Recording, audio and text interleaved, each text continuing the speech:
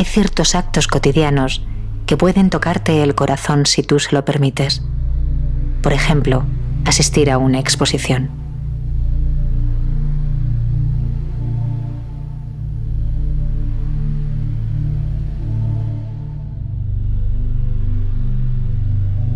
En esta exposición te encontrarás con los pueblos indígenas Carayá, Tapirapé y Sabante, sus niños jugando como peces en el agua, sus mujeres batiendo la colada indiscreta en el río. Estas tierras fueron habitadas desde tiempos inmemoriales por estos pueblos, ahora empujados fuera de sus dominios.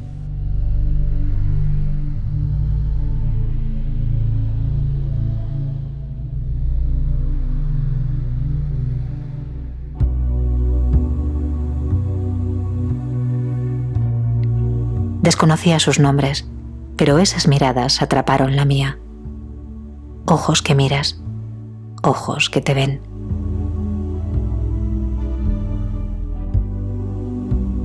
Quiso la casualidad que el autor de esas fotografías estuviera allí en ese momento. Ya hace tiempo aprendí a escuchar mi intuición y, venciendo esa timidez que aún te dice ¿para qué?, saludé a Joan Guerrero, quien me invitó a charlar con él. Antes, hace 50 años, la herramienta esa de la imagen la tenía cuatro privilegiados, ¿no? Hoy en día tenemos al alcance pues una serie de elementos como la cámara de vídeo. Sus palabras fueron reveladoras. Tienen que ser como herramientas, como armas pacíficas de hacernos descubrir, hacernos concienciar. Me habló del poder de la imagen y también me dio un nombre. Pedro es un referente para mí, como lo puede hacer Antonio Machado, Miguel Hernández y tantos humanistas, poetas, etcétera, etcétera. Todo ello despertó mi curiosidad. Pedro es, aparte de un hombre valiente, comprometido, aparte de eso, que ya es, Pedro es un poeta.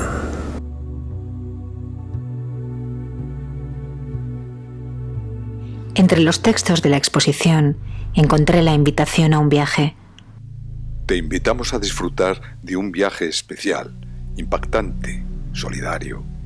Surcaremos las aguas del río Araguaia que configura la región llamada el Valle de los Excluidos, por los escasos servicios básicos que hasta ahora han tenido sus habitantes, aunque muy codiciada por el agronegocio. Surcar las aguas del Araguaia en la selva amazónica en busca de ese Valle de los Excluidos.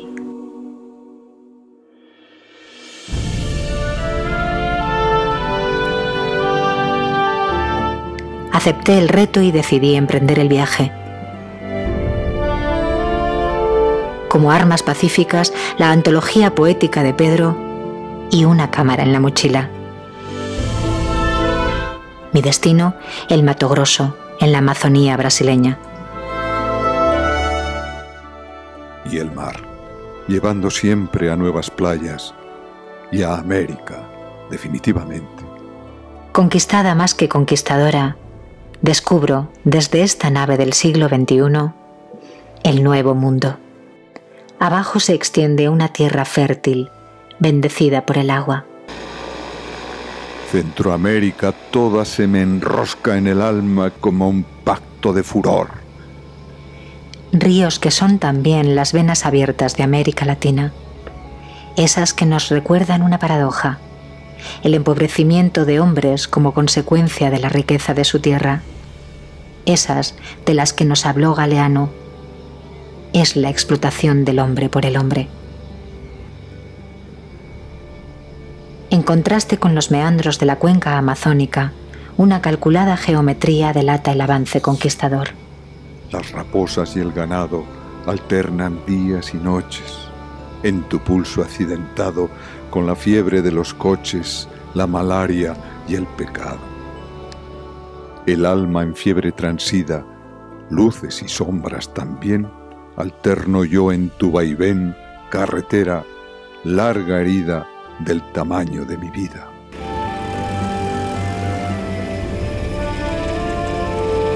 São Félix es una localidad pequeña y la puerta a un gran territorio indígena, empobrecido. Es el Valle de los Excluidos. La calle principal es este paseo marítimo de escasos 500 metros, bañados por el agua del río Araguaia. Mi primer objetivo tiene un nombre: Pedro Casaldáliga. Basta preguntar por este obispo retirado para que antes de darme cuenta me reciba. Con la humildad que le caracteriza, Pedro evita hablar de sí mismo. Te engañas, periodista, si piensas que me pillas disparándome fotos. Y me invita, en cambio, a descubrir, por mí misma, los rostros de la gente del Araguaia. Vivimos la civilización de la imagen. La creamos, nos es impuesta. Lo importante es ver con qué ojos la verdadera realidad. Solo los ojos de los pobres nos pueden dar el ángulo, el punto de vista de la realidad verdadera. Muchas de estas gentes han vivido con él momentos importantes. Decido entrevistarles para saber más del obispo poeta.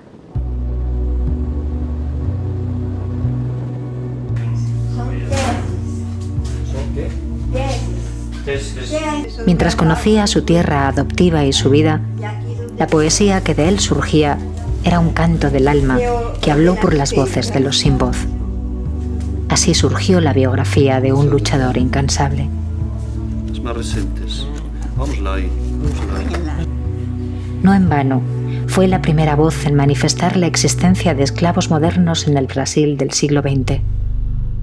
No en vano tampoco insistiría una y otra vez en hacer públicos los desmanes de los terratenientes, la pobreza de los peones, el robo institucionalizado del suelo campesino.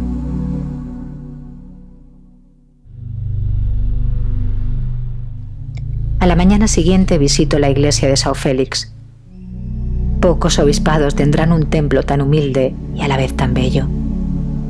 El pintor Cerezo Barredo dejó reflejadas en sus paredes a las gentes de allí, en espectaculares y conmovedores murales. Este amigo de Pedro nos habla de los pobres y las consecuencias de la conquista y explotación a través de su obra.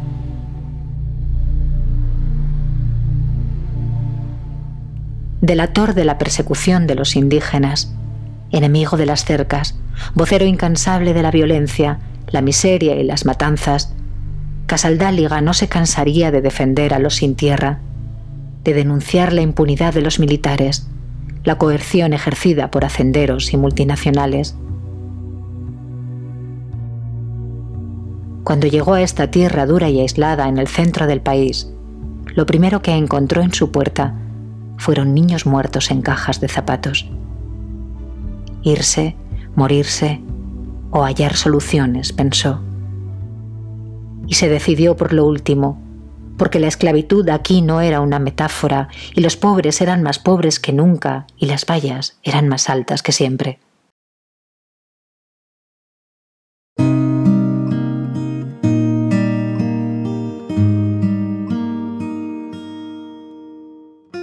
Y ante mí el Araguaia, esa arteria amazónica que baña São Félix.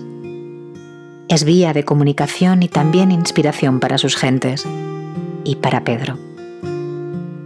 Nuestras vidas son los ríos.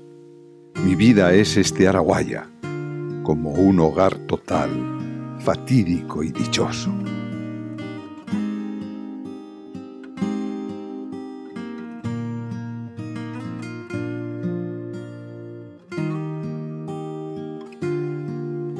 En la laguna del Yaguarcocha, por la tarde sin horas, la garza blanca, él y la novia. Las aguas de este río me llevan a latifundios y a selva, aldeas, poblados y también a reservas indígenas. Ahí están las cabañas del mural de la iglesia, ahí las casas y la gente que Pedro encontró al llegar. Esos rostros que vi en la exposición y me arrastraron hasta aquí, los ojos de los pobres. Si no sabéis leer mis ojos, de nada servirá que intente hablaros. Pedro hizo de América Latina y la prelatura su opción de vida. Para llegar hasta ella, surcó, junto al misionero Manuel Luzón, el Araguaia, 7 días con sus noches. Tan solo llevaba libros. Pensó que las palabras harían más soportable el fin del mundo. En las mismas chanclas de los campesinos de la región, calzado que se convertiría en santo y seña de los trabajadores de la prelatura, el sacerdote recorrería los 150.000 kilómetros cuadrados de São Félix para ganarse centímetro a centímetro la confianza de campesinos, peones e indígenas. Daba misa junto a los ríos y las sierras, en catedrales de paja y tabla decoradas con los cuadros de cerezo y los rostros del pueblo. No siempre oficiaba. Las visitas bien podían ser a veces solo encuentros.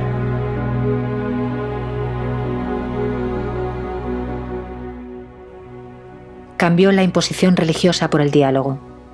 Hubo comuniones que a falta de pan se tomaron con galleta y pinga consagrada. Dio extremaunciones urgentes a pie de violencia. Celebró bautizos, casorios y funerales al raso. La religión se situaba entre la tierra y el cielo. E assim foi conhecendo os pobres de todo lugar. Tanto que, até hoje, os que vêm aqui a São Félix, às vezes, vão procurá-lo. E conversam com ele. E ele se lembra de tudo, de todos os nomes das pessoas do lugar onde estavam, tudo. Cuenta que encontró lo que buscaba, los pobres del Evangelio. Y se hizo pobre entre los pobres, porque así lo quiso él, y una teología de la liberación a la que entregaría el cuerpo, el alma y toda la determinación que su figura enjuta y enérgica era capaz de acumular y dar. Quando ele chegou aqui em 68, a realidade era a situação dos índios submetidos a trabalho escravo. A prelazia foi a primeira instituição aqui nessa região que começou a lutar pelos direitos humanos de todos os marginalizados. Para desgracia de los hacenderos y ventura del pueblo, el futuro obispo de São Félix resultó inagotable. Se não fosse o Pedro, não haveria nem prelazia mais. São Félix talvez tivesse acabado ya. En esta tierra, diría, es fácil nacer y morir. Lo difícil era vivir bajo las leyes de un oeste lejano y salvaje. Lo imposible, no tomar partido. De un lado los terratenientes, del otro los oprimidos. Por donde pasé, planté la alambrada, planté la queimada. Por donde pasé, planté la muerte matada. Por donde pasé, maté la tribu callada, la milpa sudada, la tierra esperada. Por donde pasé, yo planté la nada.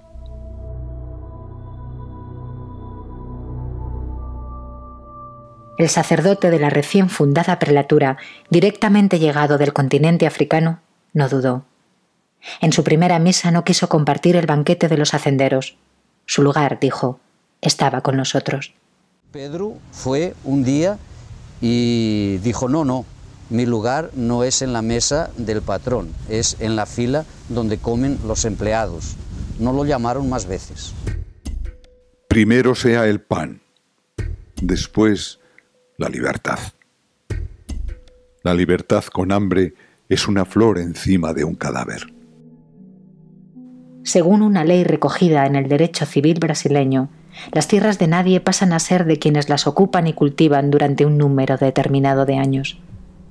Los llamados poseiros tenían, pues, derecho a trabajar y vivir en parcelas de la extensa región, equivalente a 1/3 de la superficie de España que constituye la prelatura de São Félix.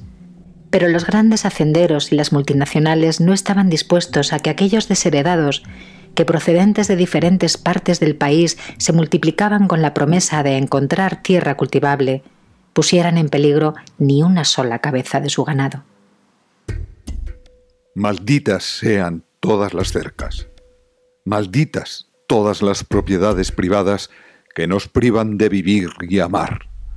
Malditas sean todas las leyes amañadas por unas pocas manos para amparar cercas y bueyes y hacer la tierra esclava y esclavos los humanos.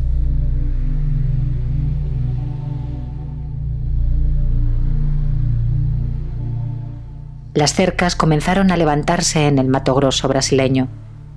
Proliferaron los matones y los pistoleros a sueldo. Era la ley del oeste, el imperio del miedo y el gatillo amedrentando a una comarca lejos de todo, aislada en el extenso corazón de un país pobre y sometido a una dictadura militar. Outra categoria também que era perseguida e que era marginalizada eram os peões da fazenda.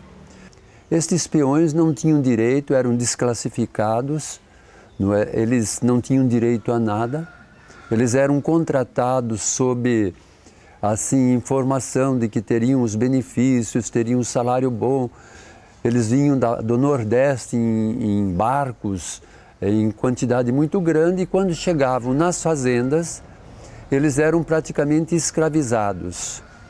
Eles não recebiam os seus vencimentos, eles eram obrigados a comprar nas fazendas, nos armazéns da fazenda, e tudo era muito caro. Então, quando eles iam receber o saldo salarial, eles nunca tinham saldo, eles tinham dívida. E também não podiam deixar, porque eles não tinham para onde ir. Eles estavam praticamente presos dentro dos limites dos latifúndios das fazendas. Isso os tornava escravos, né, do sistema, desse sistema latifundiário feudal, não é? Las cartas estaban echadas. Pedro Casaldáliga haría del amor su hábito, pero no se refugiaría en ese amor blando, conformista y callado que a veces exige la Iglesia. Ocupar terra, que a terra é de Deus e a terra é de todos. Más bien era el amor del indignado, del que no se somete, del que es capaz de tener ira sin odio, rebeldía y esperanza, amargura y utopía. La opción fue radical. El problema de la tierra era el eje y motor de un conflicto en el que tomaría parte de palabra y obra, nunca de omisión. Pusieron precio a su cabeza. La prelacía comenzó a ser perseguida y el claretiano amenazado de ser expulsado del país. Naquele ano de 1972, a prelazia fez, na sua reunião de pastoral, entre la angustia y la ternura, entre la ilusión y la desazón, Pedro Casaldáliga acabó siendo obispo porque así lo decidió el equipo. Fazia uma opção preferencial para os pobres, para os marginalizados, para os excluídos, né, do sistema social aqui do país. 3 años después de su viaje en canoa y junto al araguaya que le vio llegar, Pedro Casaldáliga era ordenado obispo. En la celebración no usó ni mitra ni báculo. Sentados en sillas traídas de sus casas, los indios Tapirapé vieron llegar a un hombre con sombrero de paja y un remo de madera como báculo. No começo, os grandes latifúndios, os gerentes, os donos de fazenda tentaram cooptar o bispo. Tentaram oferecer vantagens, viagens de avião, deslocamento, coisa e tal, oferecer ajuda para angariar a simpatia da igreja e assim eles poderem agir, continuar nesse trabalho de escravidão praticamente. El monseñor de São Félix no se haría esperar. Dijo lo que muchos ya sabían, pero nadie se atrevía a contar. Se había declarado una guerra. E esta carta provocou a ira não só dos fazendeiros, como provocou a ira também do Sistema Nacional de Segurança, de Informação, o SNI, Serviço Nacional de Informação. E depois, em 73, quando se instalou aqui aquela repressão grande, com o objetivo de destruir, desmantelar o trabalho da prelazia, e onde muitos leigos foram presos, inclusive nós somos presos também. Havia toda uma insistência, até mesmo sob tortura, para eles tentarem nos enquadrar como elementos perniciosos ligados à guerrilha do Araguaia e que estávamos a serviço dos comunistas, do comunismo aqui no Brasil. Isto foi muito difícil, foi uma fase assim de muito medo, onde a população também amedrontada, vendo que seus membros da igreja estavam sendo perseguidos, sem dúvida alguma eles que tinham uma certa segurança, o povo que não tinha segurança nenhuma, não é? Algumas lideranças foram presas também, foram torturadas. A lo largo de estos años, Casaldáliga sufriría varios intentos de asesinato. En una de estas ocasiones, matones a sueldo al servicio de los hacendados dispararon a bocajarro al sacerdote João Bosco cuando ambos estaban en la cárcel para que la noche dejara de oír los gritos de dos mujeres torturadas. O martírio do padre João Bosco, que representa tanto martírio. A derrubada da cadeia, que representa tanta coragem, tanta luta, tanta libertação. La bala que mató a su amigo, repetirá en más de una ocasión, llevaba escrito su nombre.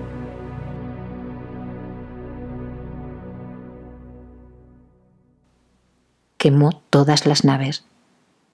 No volvería nunca a pisar la tierra catalana, ni siquiera al morir su madre abandonaría Brasil, por temor a que a su regreso no le fuera permitida la entrada. Com todo o povo e muitos males e sem terra, nossos poceiros, nossos labradores. Con un callo por anillo, Monseñor cortaba arroz. Monseñor, martillo y hoz. Me llamarán subversivo y yo les diré, lo soy. Por mi pueblo en lucha vivo, con mi pueblo en marcha voy. Tengo fe de guerrillero y amor de revolución, y entre evangelio y canción sufro y digo lo que quiero. Si escandalizo, primero quemé el propio corazón al fuego de esta pasión, cruz de su mismo madero. Na medida dos possíveis dentro do tempo e plenamente definitiva nos céus, a terra sem males é o sonho de Deus. Incito a la subversión contra el poder y el dinero. Quiero subvertir la ley que pervierte al pueblo en grey y al gobierno en carnicero. Mi pastor se hizo cordero, servidor se hizo mi rey. Creo en la internacional de las frentes levantadas, de la voz de igual a igual y las manos enlazadas. Y llamo al orden de mal y al progreso de mentira. Junto a las causas negra, indígena y de la mujer, así como la ecología y la apuesta por el diálogo entre religiones, el movimiento de los sin tierra se convirtió en el eje principal de lucha para el equipo de São Félix. Tengo menos paz que ira, tengo más amor que paz. Creo en la hoz y el haz de estas espigas caídas, una muerte y tantas vidas. Creo en esta hoz que avanza bajo este sol sin disfraz y en la común esperanza tan encurvada y tenaz. Llegaron colaboradores dispuestos a trabajar. El obispo sin báculo creó un equipo en el que tanto laicos como religiosos eran bien recibidos.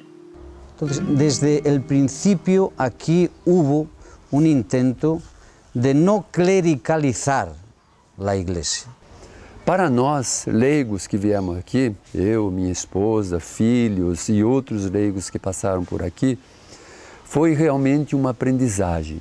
Foi a dimensão de uma nova igreja, de uma igreja não só que tenha fé, mas uma igreja que tinha, antes da palavra, tinha ação.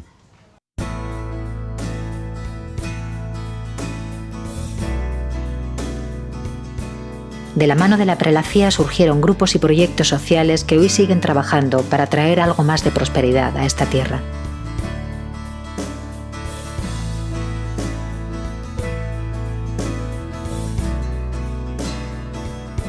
A mim já me impressionou muito a figura do Pedro, né? Eu não conhecia ainda, porque ele era... Eu pensei, meu Deus, ele é um bispo da Igreja Católica Apostólica Romana, né? Porque lá em Goiânia, os bispos que a gente conhecia, eram todos com báculo, mitra, né? Com aqueles paramento distante, né, da gente. E o Pedro estava com uma sandália franciscana que ele tinha, uma calça jeans bem surrada e uma camisa, uma camisa xadrez, também simples. E aquela figura, a gente olha assim para ele e diz, uma figura frágil, né? Magro, miúdo, mas que quando falava a voz tinha uma potência que eu falei, meu, como é que pode uma figura dessa com uma voz dessa que mexe com a gente, né? Naquele dia que eu vi o Pedro, eu disse para mim mesma, quando eu terminar o meu curso de Direito, eu vou trabalhar nessa igreja. ANSA nació en el año 74, son 34 años de trabajo. Nació de la prelatura de San Félix de la Guaya, pero siempre tuvo una autonomía, bueno, pues siempre... Son los continuadores de aquel equipo de la prelacía que, decidido a abrirse a todos los ámbitos de la comunidad, formó parte activa de la vida social y política de São Félix. Foi uma experiência fantástica, onde houve uma profunda participação da comunidade, nos orçamentos participados, nas lutas. As organizações, sem serem, vamos dizer assim, manobradas pela prefeitura, elas tiveram a oportunidade de se expandir, de se organizar, de serem autênticas. Não o poder como poder, mas o poder como um veículo, um instrumento e uma ferramenta de ajuda, de construção, né? Esta era a visão. E a minimização daquela ideia que se tinha de que o prefeito era uma pessoa que tinha todo o poder nas mãos, podia fazer tudo. Não, o prefeito era um servidor do povo. Foi um momento também de profundo testemunho de uma igreja que assumiu este compromisso até as últimas consequências.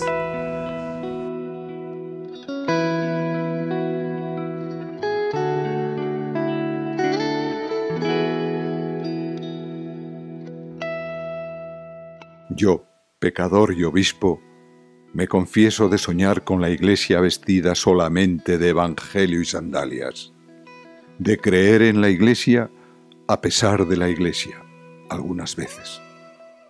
Otra iglesia es posible, repetirá sin descanso la voz de Casaldáliga. Queriendo ser una iglesia de todos y de todas, pero desde la perspectiva de los pobres. En su apuesta por la teología de la liberación, en São Félix se construyó una iglesia de base en la que un Dios de muchos nombres pudiera crecer en diversidad y apertura. Uma igreja aberta, solidária, uma igreja que defende a vida do povo. La Biblia era entendida como menú de pan y los derechos humanos como derechos divinos.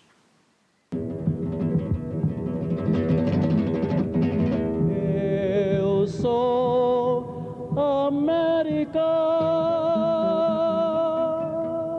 Las misas del Quilombo y la Tierra sin Males, de las cuales su obispo fuera coautor y autor respectivamente, y que durante años fueron prohibidas para el culto, se compusieron bajo la premisa de que las grandes causas son las causas del Dios de todos los pueblos.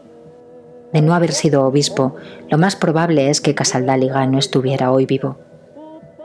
Con la poesía en una mano y la denuncia en la otra, el monseñor alzó su voz, proclamando realidades que pudieron costarle la vida y que a la vez le preservaron gracias a la mirada de la comunidad internacional. Sus versos han tejido una auténtica poesía de la liberación. Entre lo humano y lo divino son el retrato de ese compromiso donde el más acá y el más allá se unen en un horizonte común. Poesía, dice, rima bien con utopía. Con esperanza y dignidad radicales dice no a la globalización del mercado y a la ofensiva neoliberalista. Yo me atengo a lo dicho. la justicia, a pesar de la ley y la costumbre, a pesar del dinero y la limosna. La humildad para ser yo verdadero. Hoy el anillo de Tucum, símbolo de integración y anticonsumismo, continúa en el delgado dedo del sacerdote. No tener nada, no llevar nada, no poder nada, no pedir nada y de pasada, no matar nada, no callar nada. En la casa pequeña y sobria, donde aún permanece tras entregar el relevo del obispado, la artesanía indígena se mezcla con los libros, la pequeña capilla con las visitas y las imágenes religiosas con fotos de los mártires de Latinoamérica y un póster del Che. Como siempre, su puerta permanece abierta a todo el que llega. Vienen a mi mente las palabras de Thoreau. Casi todo el lujo y muchas de las llamadas comodidades de la vida no solo no son indispensables, sino que son serios obstáculos para la elevación de la humanidad.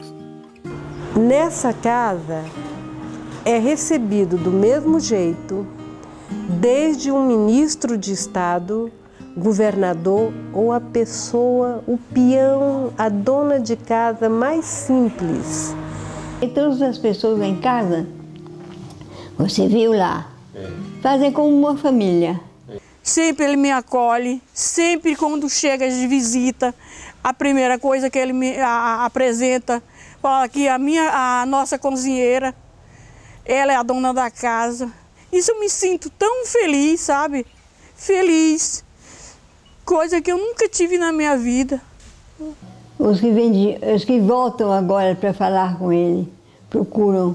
E tudo, ele sabe o nome das pessoas, ele se lembra muito bem. Não sei como ele tem uma memória assim. Ele está antenado nas questões mínimas, se a gente pode dizer assim, mínimas daqui. Y convivir con él pues nos llena de ánimo, de espíritu, de energía para seguir trabajando. Camino de los 90 años, Pedro Casaldáliga mantiene su rebelde esperanza en pie. Lo hace con la libertad que le caracteriza y desde el lugar del otro, desde el lugar de todos, aquejado por el hermano Parkinson y haciendo gala de un humor irreductible. Dedico mis últimas horas en el Mato Grosso a recorrer una naturaleza que en algunos lugares aún permanece intacta. Le pregunto al araguaya, ¿cómo puede el hombre generar tanto dolor en medio de una creación que se despliega con tanta belleza? Pero él solo pasa, solo corre hacia el mar, su destino. Un hombre profundo, un hombre entregado. Pedro, en su vejez, recoge el fruto de todo un proceso de vida auténtico, verdadero, maduro, profundamente humano. Me despido de todos esos corazones que se abrieron para ayudarme a conocer a Pedro Casaldáliga, luchador y también poeta. La lira y la espada sostiene sus obras, ese viaje lírico y biográfico cuya constancia ha sido un peregrinaje del yo a nosotros, de lo mío a lo nuestro. Si nos cerca la alambrada, somos brazos por demás. Si la noche se te cierra, enciende la oscuridad juntando todos los ojos que van por donde tú vas. Emprendo el viaje de regreso. Mis días en la tierra de Pedro Casaldáliga quedan atrás. Desde el cielo distingo la geografía de un mundo en el que confluyen encuentros y desencuentros, los intereses de los poderosos y el sudor de los poseiros, el pecado de haber nacido en una tierra ambicionada por los intereses económicos. Abajo, los incendios son la constatación de un mercado que asola tierras para alimentar comida rápida.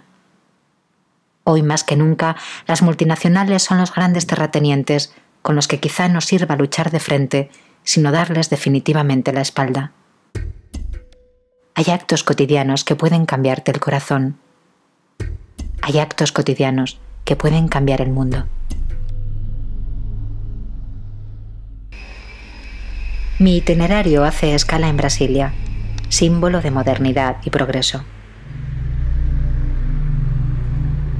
Entender las cosas del cielo y de la tierra.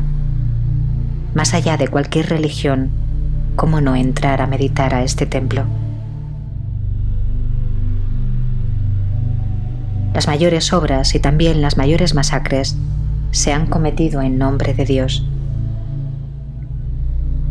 He conocido a un hombre cuya coherencia le llevó a denunciarlo, incluso pagando con su vida si era necesario. Dos mundos en un solo país. La dualidad de la creación se despliega ante mí. El atardecer, luz y oscuridad. El más duro de los odios y desprecios hacia el hombre, llantos a cuya llamada acudió el amor de este hombre. Y me voy con las últimas palabras que me dijo antes de partir. Solo los ojos de los pobres nos pueden dar el ángulo, el punto de vista de la realidad verdadera, mundial, porque ahora cada vez más somos una sola familia humana y lo que afecta a una aldea de África afecta a una calle de Madrid o de Barcelona. En nuestras vidas cotidianas, en nuestras familias, en nuestro barrio, en nuestra iglesia, en nuestra sociedad. Vamos a aprender entonces a mirar siempre con los ojos de los pobres. Es ese todos somos uno que confirma la ciencia. Todos estamos conectados, dice hoy también la física cuántica. Hay actos cotidianos que pueden tocarte el corazón si tú se lo permites. Y en esta globalidad que vivimos, dar así otro paso hacia la tierra sin males.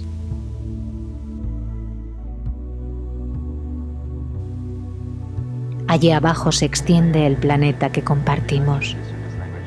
En mi equipaje de mano, una mochila con horas de imágenes, los ojos de los pobres, los brillos del Araguaia. En la memoria siempre los versos del obispo, luchador y poeta. Al final del camino me dirán, ¿has vivido? ¿Has amado? Y yo, sin decir nada, abriré el corazón lleno de nombres.